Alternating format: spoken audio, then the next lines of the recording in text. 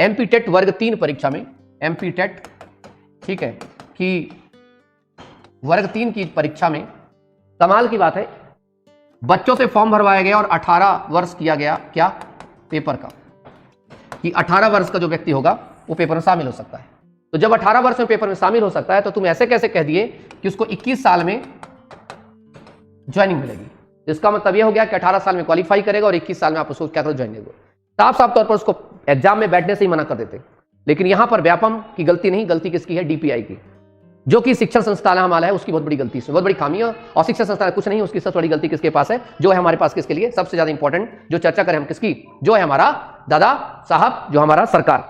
इसलिए आवश्यक है कि ये जो कार्रवाई है, दो मुद्दे हैं। पहला मुद्दा, नंबर 1, पहला मुद्दा है कि एमपी टेट ने कैसे आदेश जारी कर दिया। कुछ छात्र ने कहा कि जब मुद्दा चल रहा है बीएड वर्सेस डीएड, जब ये मुद्दा चल रहा है तो कैसे इन्होंने जारी कर दिया, पहला।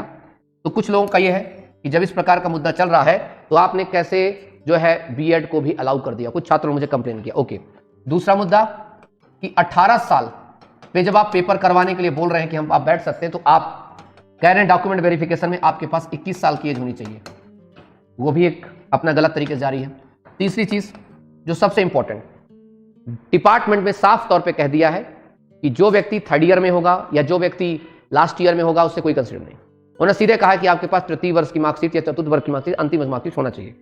यह भी एक बड़ा केस का मुद्दा है कि अंतिम वर्ष की मार्कशीट नहीं हो सकता ना भाई, बहुत सारे छात्र नहीं है उनके पास, तो आप उनको क्या करोगे? और इस मुद्दे को भी बहुत गहमा गहमी तरीके से उठाया जा सकता है। और आपको भी बता दूं, कोई मुद्दा उठाएगा नहीं तुम्हारा। ये सारे मुद्दे ऐसे हैं जो सरकारों की नकेल कसने वाले। जब तक तीनों ही मुद्दों को लेकर के हम एक प्रॉपर सेटअप बना रहे हैं कि आगे क्या किया जा सके। ये जो तीनों मुद्दा एमपी टेट में 1, 2, तीनों मुद्दे के लिए थैंक यू सो मच।